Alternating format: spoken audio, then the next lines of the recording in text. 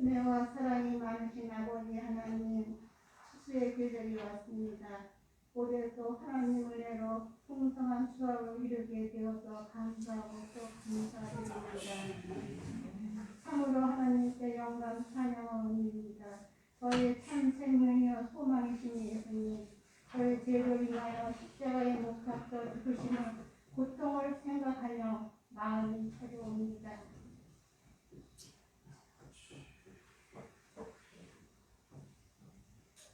예수님의 고통으로 사랑을 생각하며 더 앞으로 나가며 드리는 찬양과 경배를 받아옵소서.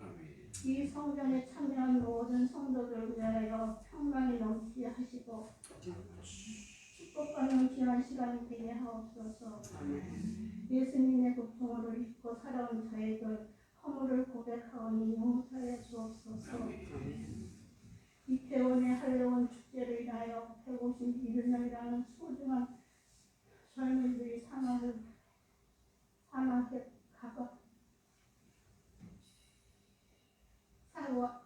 사고 부모, 형제, 가족 마음의 위로로 하여 주옵소서. 아직도 주님을 본받기에 게으리하는 저희들 긍휼히 여기시고 주님의 십자가 사랑만 붙잡고 어두운 세상을 복음의 빛으로 살아갈 수 있는 능력을 주옵소서. 하나님 아버지, 단속교회가 날로 발전하고 번성하여서 아버지 하나님께 영광이 있으시기를 간절히 소망합니다.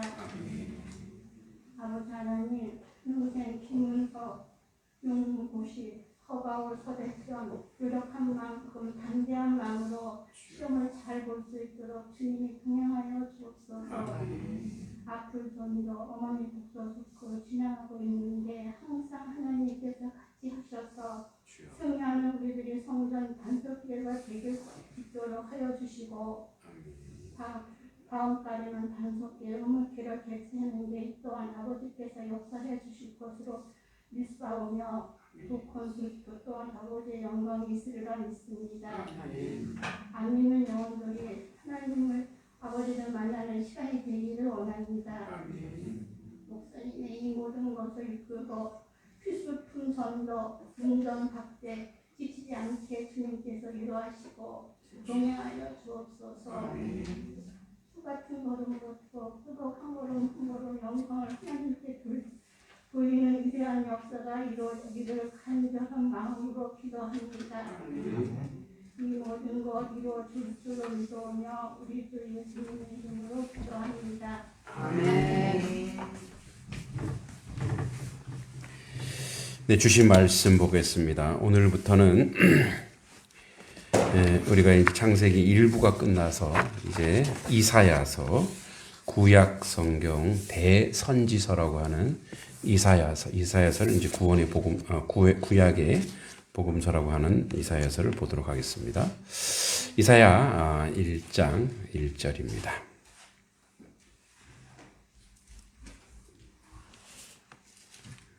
이사야 1장 1절입니다.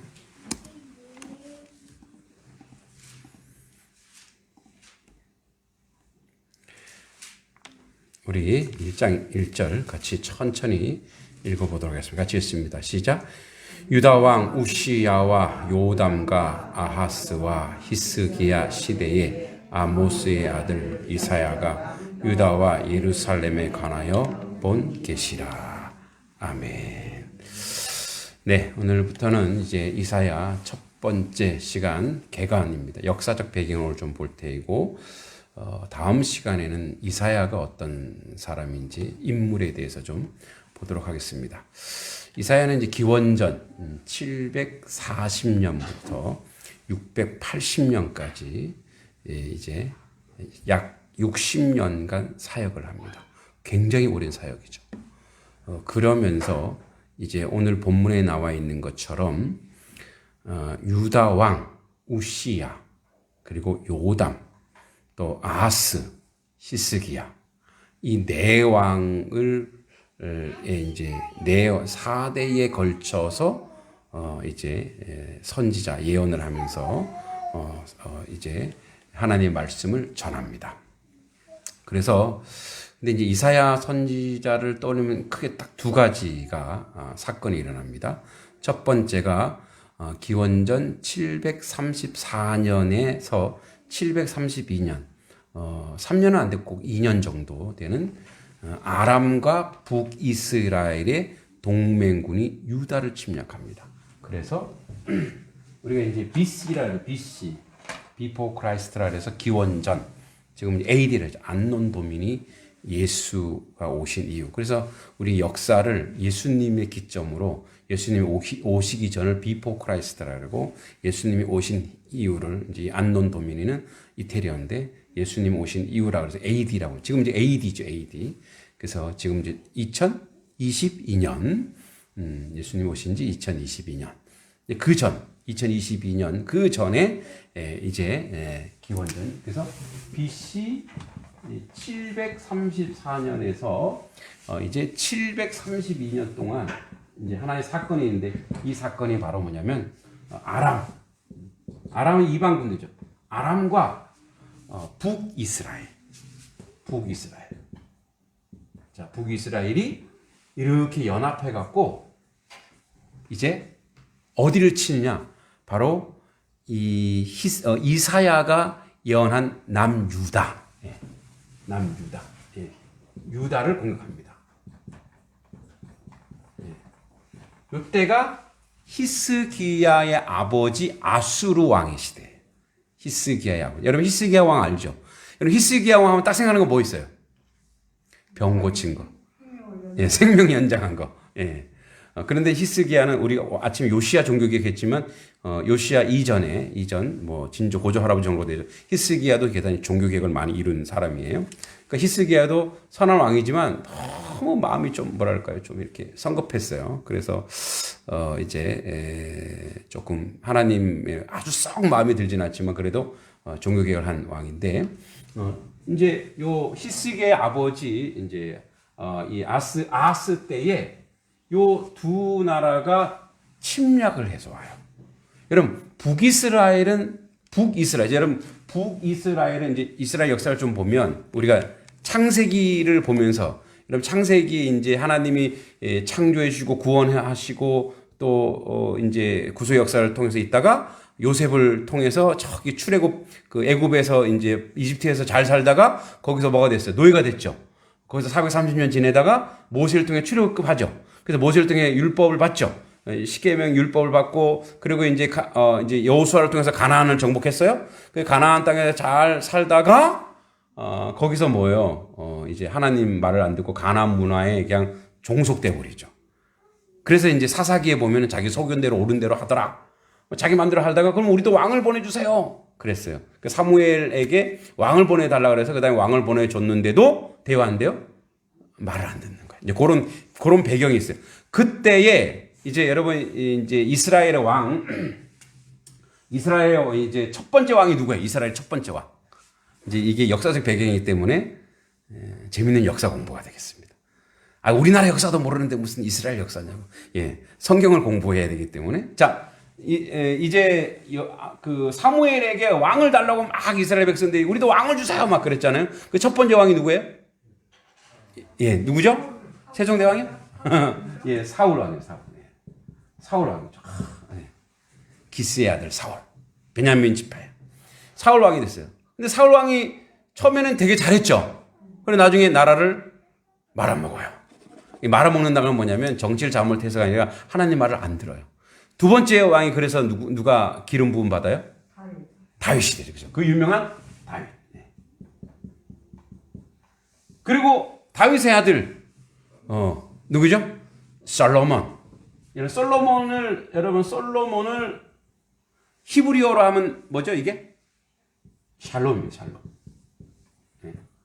솔로몬. 우리 지혜하지만 사실은 솔로몬의 이름은 평화 이런 뜻이에요. 솔로몬이죠. 근데 이렇게 해서 이게 이제 거의 통일 왕국이라고 할 수 있는 이렇게 지내다가 솔로몬이 또 정치를 잘해요 못해요. 처음에는 잘하다가 성전 지으면서 잘하다가 나중에 어떻게 해요? 또 나라를 막 부인을 막 엄청 그렇죠. 그래서 막 이제 주변과 아버지는 맨날 전쟁 나가서 싸우니까 자기는 그거 못하겠다 하고 주변에 있는 많은 나라들과 이렇게 친하게 지내자 하면서 한 게 뭐예요? 그 나라의 공주들, 뭐 딸들을 자기 부인으로 삼죠. 이방의 많은 문화가 막 들어오기 시작해요. 타락합니다. 그래서 이제 솔로몬의 아들이 있죠. 아들 누구예요? 르호보암. 르호보암이 당신 아버지, 이제 백성들이 당신 아버지가 성전 짓느라고 우리를 너무너무 고생시켰다. 자기 궁궐 짓느라고, 왕궁 짓느라고. 그래서 좀 우리 정치를 좀 이렇게 평화롭게 우리를 좀 살려달라 그랬더니 웃기지 마. 나는 아버지보다 더 할 거야. 그래서 어떻게 해요? 10지파, 10.5지파가 다 가버려요. 그러니까 이제 유다 지파와 베냐민 반지파 빼고는 다 10지파, 거의 10.5지파죠. 그러니까 이제 그때 다른 지파의 리더가 누구예요? 여로보암이 10.5지파, 그러니까 일로 다 가버려요. 그래서 여기를 뭐라고 그러냐면 북쪽에 있다 그래서 뭐냐면 여기는 모든 지파가 일로 다 가봤기 때문에 여기를 북이스라엘. 여기 남아있는 르호보암, 여기 원래 정통성 있죠. 여기 남아있는 남쪽이랬어요, 남쪽. 여기 지파, 무슨 지파 있을까요? 유다와 베냐민 반지파니까 그냥 여기 유다라. 그래서 유다, 북이스라엘 이렇게 표현해요. 근데 이제 이거를 성경적으로 하나님이 뭐라고 얘기하냐면 이 솔로몬 때부터 나라가 망가지면서 르호보암이 하나님의 뜻을 살피지 않고 악행을 행함으로 하나님께서 이 12지파 중에서 10지파를 떼어버리는 거예요.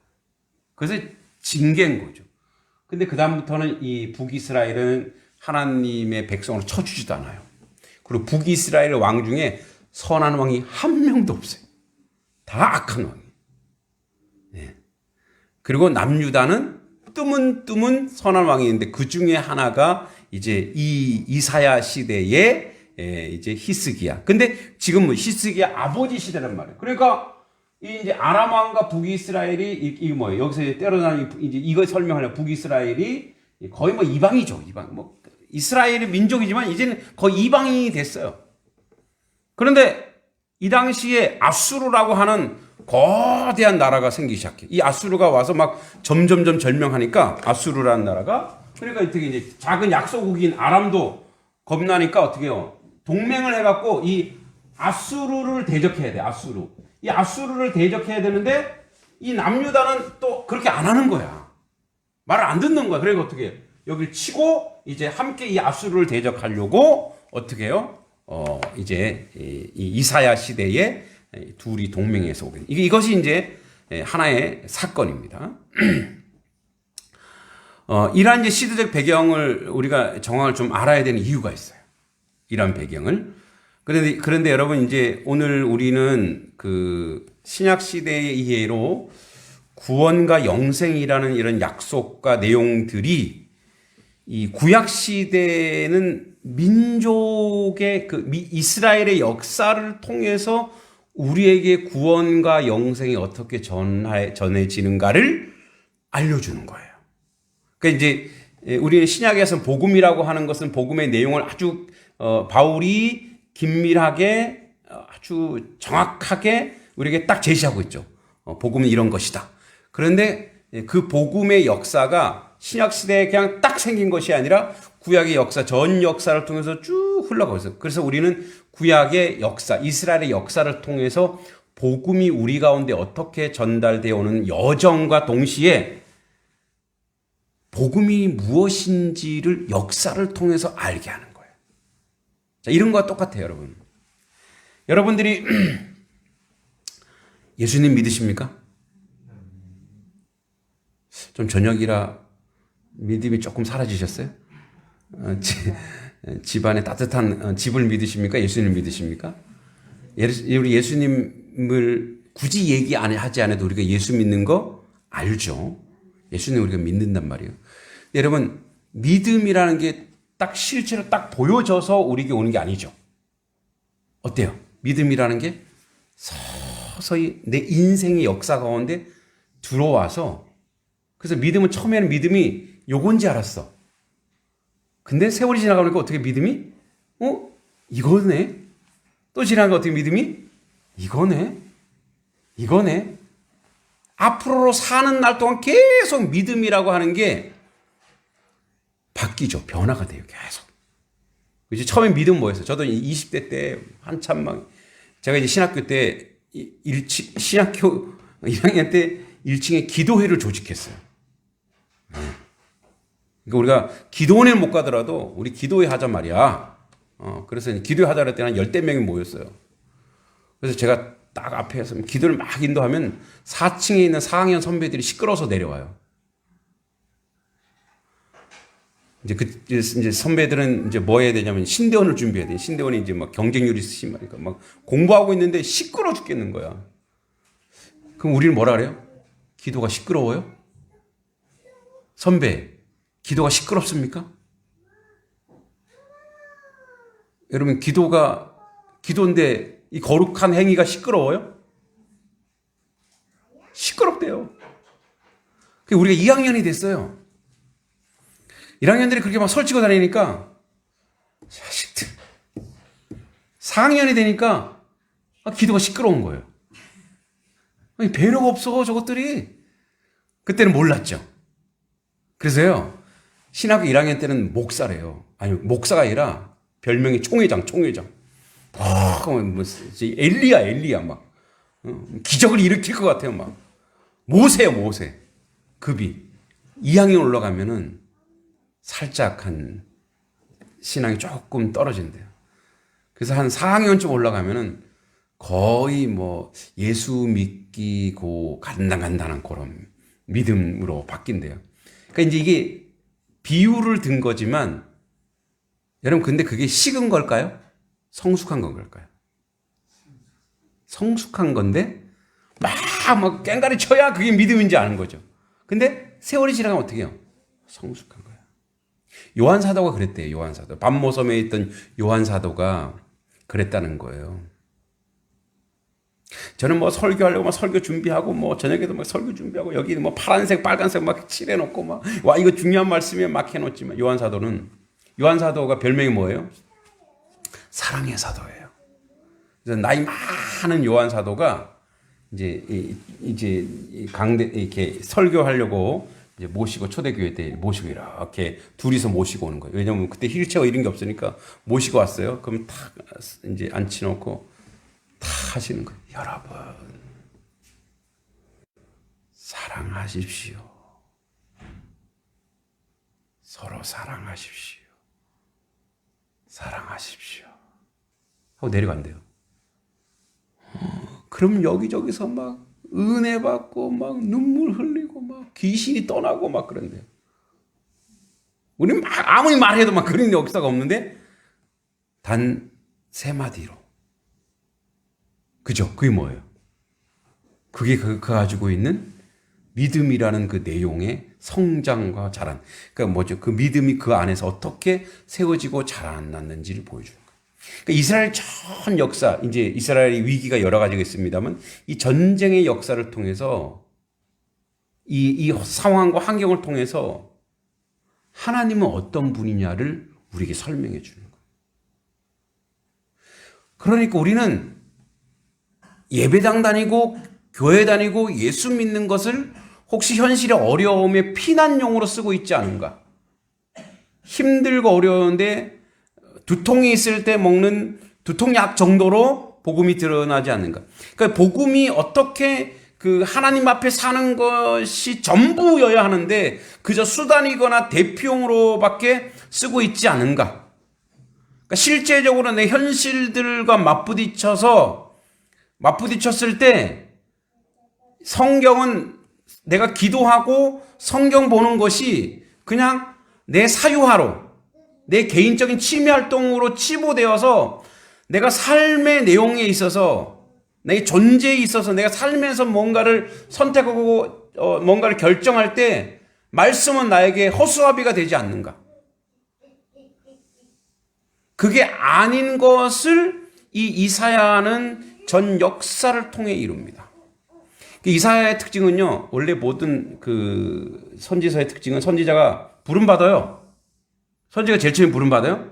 부름받고 선택받고 너는 뭘 예언해? 이걸로 끝난단 말이에요. 그걸로 시작해. 근데 이사야는 6장에서나 가서야 부름받아요. 그 전에 지금 상황이 어떤지, 어떤 상황인지를 계속 설명합니다. 그래서 여러분 오늘 1장 1절에 뭐라고 되어 있어요?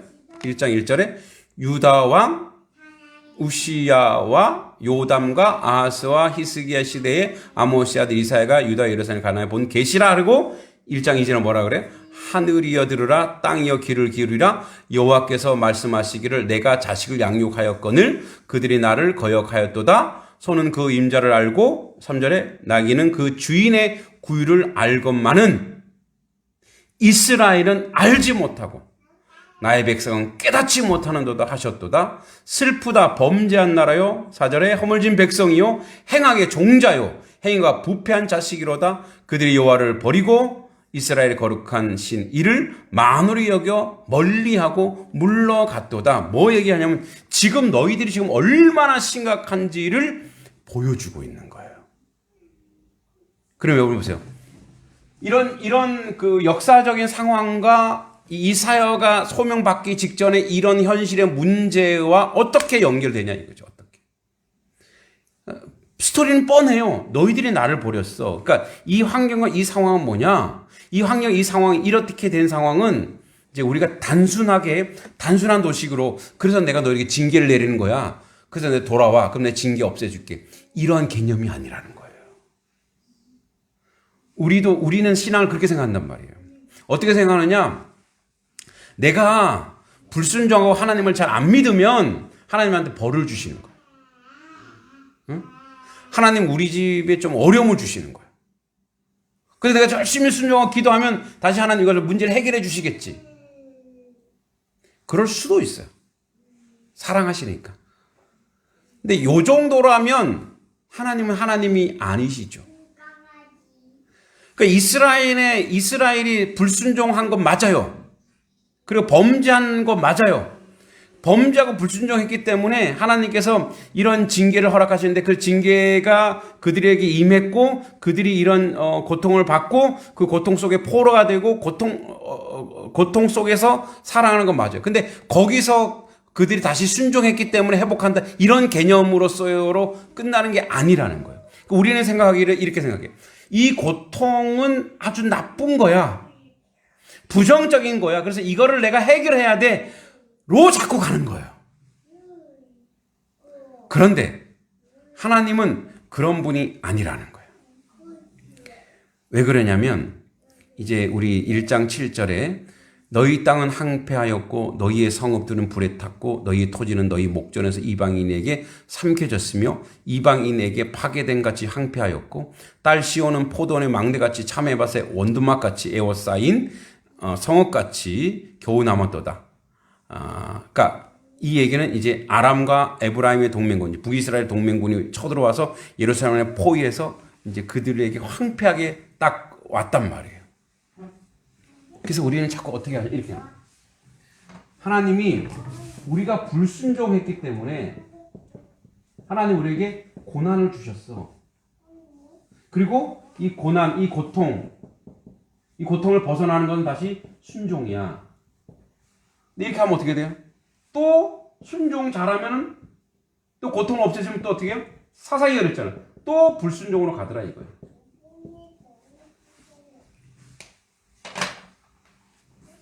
그러니까 이 도식에서 우리가 점검하고 확인해야 될 자리가 있어요.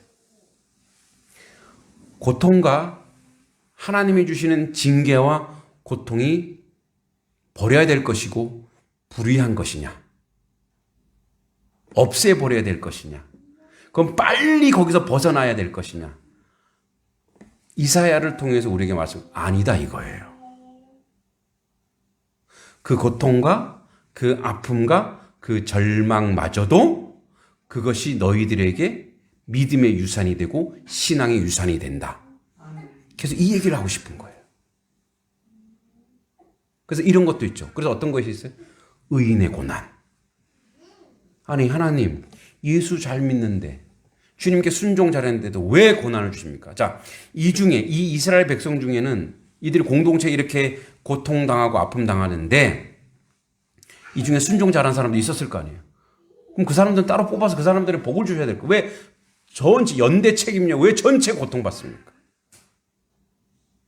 이게 이 말씀이 이제 하박국에 가면은 그래요. 하박국에 가면은 거기는 이제 아수르가 완전 점령해서 완전히 황폐화시켜버려요. 이스라엘을. 끝났습니다.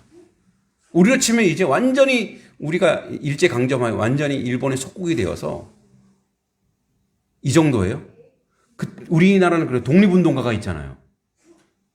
그들에게 위로를 얻고 힘을 얻잖아요. 이 당 99%가 친일파가 된 거예요. 예. 다 뭐예요? 다 그냥 그렇게 사는 거야. 그게 인생이라 생각하는 거야. 어쩔 수 없어. 이거 우리가 이렇게 살아야 돼. 100% 친일파가 된 거예요. 그래서 하박국 이걸 보고 이게 말이 됩니까, 하나님? 우리 선민이 이래도 되겠습니까, 하나님? 근데 하나님 뭐래요? 얘야 아직도 멀었다. 그러면서 거기서 하는 말이 있죠. 자, 이렇게 고난과 고통이 부정적이라고 말하지 말아라. 이것도 누가 주는 거다? 내가 너희에게 주는 것이다. 그럼 너희는 무엇으로 사느냐? 너희는 이것을 벗어나는 걸로 사는 것이 아니라 너희는 믿음으로 산다.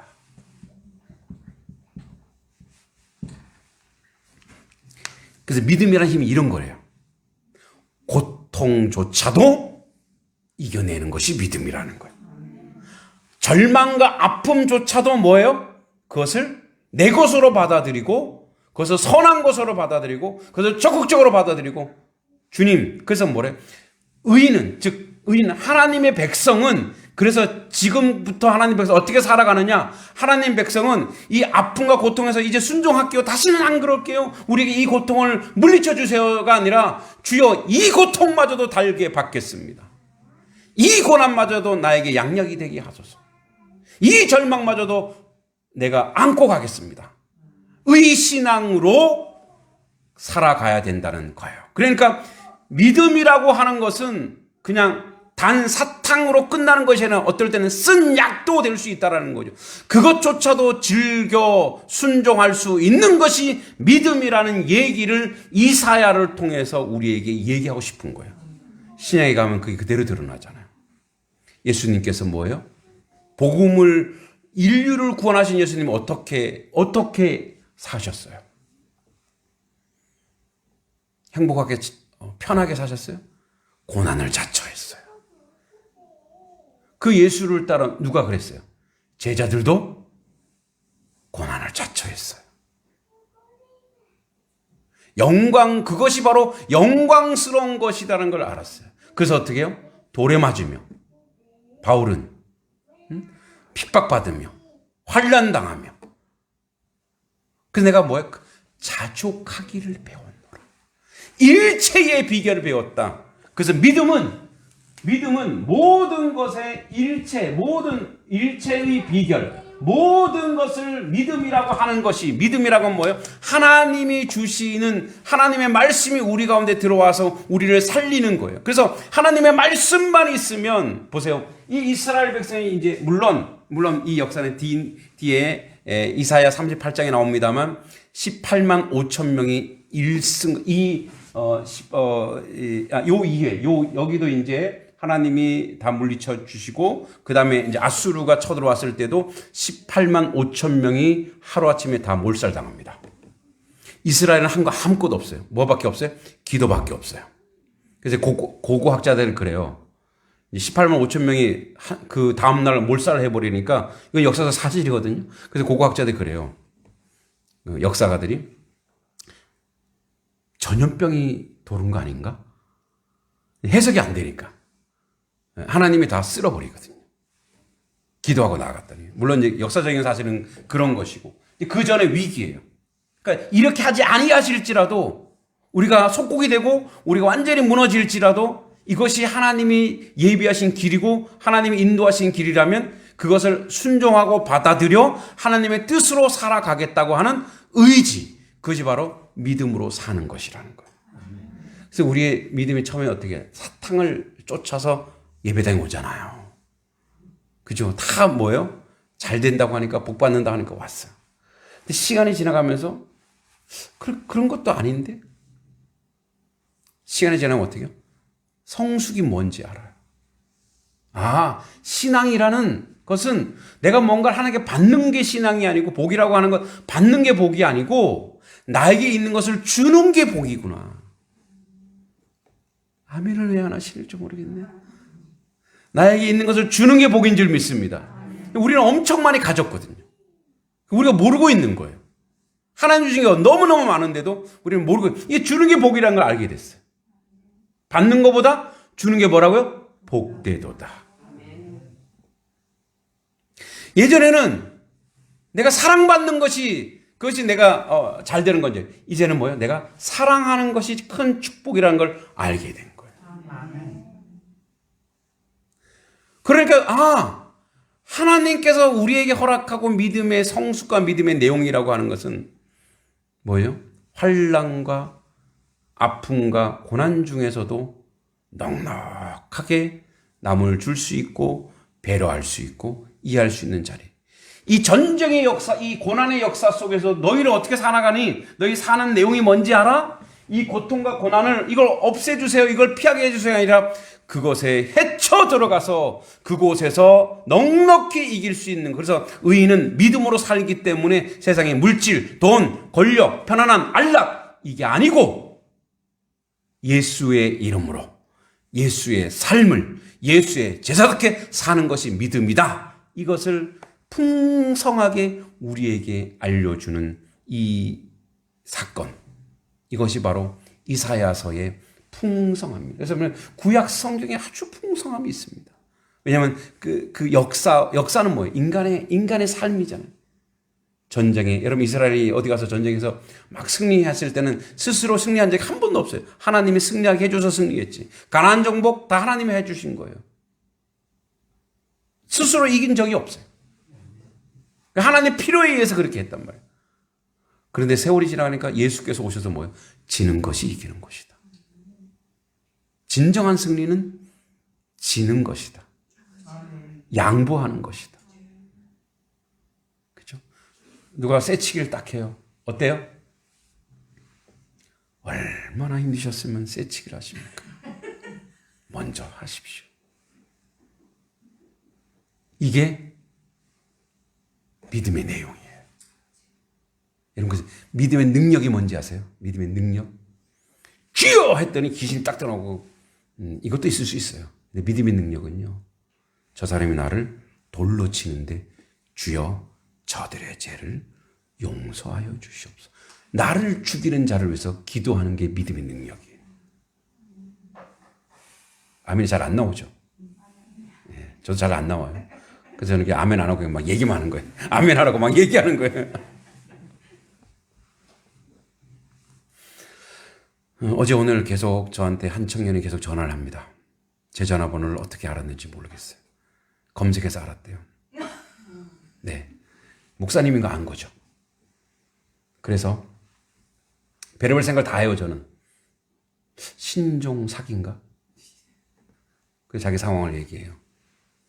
어제 그래서 이제 부모님에 의해서 이런저런 상황을 다 얘기할 수 없습니다. 그래서 저녁을 먹어야 되는데 먹을 수 없어서, 그래서 자기가 계좌번호를 보낼 테니까 일로 돈을 보내주시면 감사하겠다. 그래서 어제 보내줬어요. 오늘 또 연락이 왔어요. 목사님 잘 받았습니다. 감사합니다. 내일부터 이제 일을 나가야 되는데 오늘 저녁에 당장 잘 데가 없다고 합니다. 우리 아이들이 그러는 거예요. 아빠 그거 보내주지 마. 막 그런다. 근데 어떻게, 저는 목사잖아요. 또 한번 속아보자. 그래서 얼마 안 되지만 오늘도 보내줬어요. 속으로 그렇게 생각할 수 있죠. 아, 내가 지금 바보 되는 거 아니야? 내가 이렇게 당하고 있는 거 아니야?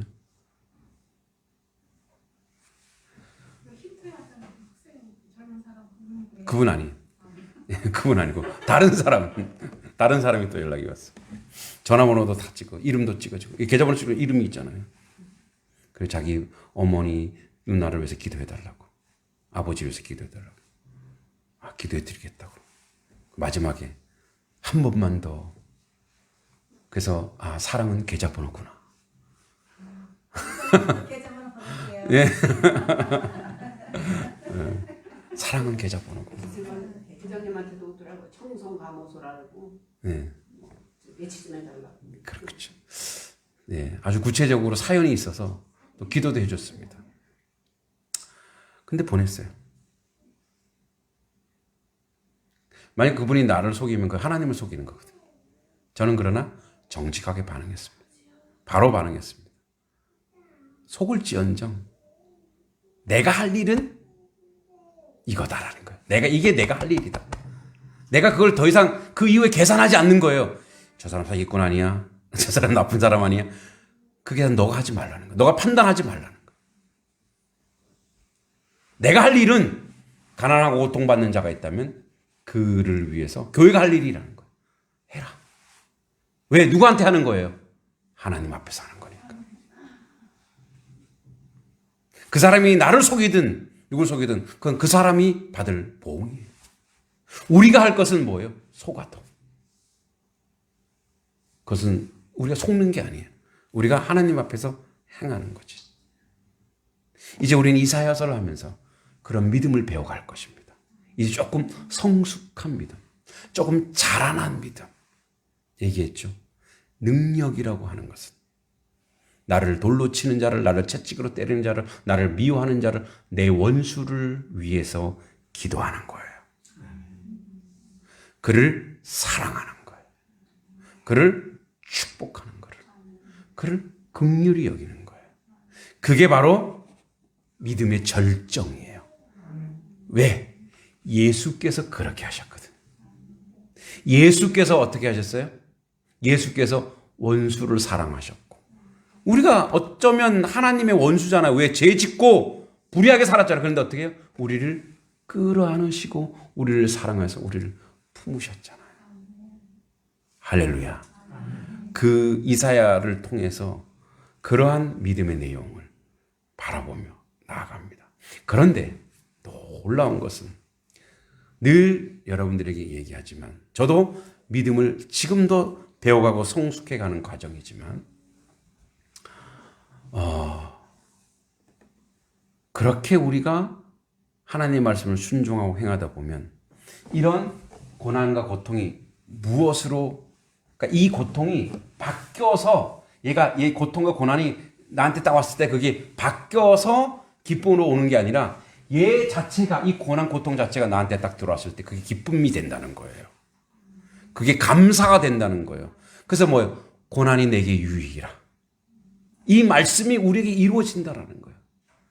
할렐루야. 여러분 자녀들이, 여러분 손자 손녀들이 막 업어줘 뭐 이렇게 해줘 하면은 그 수고잖아요. 그죠? 근데 업고 안아주는 것이 힘드세요? 힘들 수도 있죠. 네. 매일매일 하면 힘들죠. 그럼에도 얘라 필요 없어 이렇게 안 던지잖아요. 뭐예요? 힘들지만 그를 품는 게 뭐였어요? 기쁨이고 행복이잖아요. 그거예요. 그거. 사랑이 있으면 모든 수고와 모든 아픔이 뭐가 되는 거예요? 그게 기쁨이 되고 감사가 되는 거예요. 주를 위한 고난, 자기 때문에 받는 고난 말고요. 주님께서 우리에게 허락하신 일이라면 그것조차라도 내가 수고하는 것이 당연한 것이고, 도리어 그것으로 뭐예요? 기뻐하고 감사할 수 있는 그런 하나님의 은혜, 하나님의 은총이 여러분들 가운데 가득 임하기를 간절히 소망합니다. 그 믿음의 여정을 함께 이루어가길 소망합니다. 여기 하나 더 있는데 시간이 많이 가서 다음 시간에 그대로 하도록 하겠습니다. 하나님 아버지, 은혜 감사합니다. 우리는 행악의 종자요, 행위가 부패한 자식이지만, 여호와를 버렸지만 거룩하신 이는 우리를 오늘도 품으시고 사랑하시고 주의 거룩한 사람으로 인도하시는 줄 믿습니다. 우리가 이제는 성숙한 신앙인으로 살아가기 원합니다. 고통과 아픔조차도 그것이 우리에게 전달될 때 감사합니다. 고맙습니다. 은혜입니다라고 고백하여 믿음으로 살아가는 하나님의 백성 될 수 있도록 주님 도우시고 인도하여 주시옵소서. 그런 믿음의 여정을 말씀을 통해 실현하는 하나님 백성 될 수 있도록 이끌어 주실 줄 믿습니다. 예수님의 이름으로 간절히 기도하옵나이다.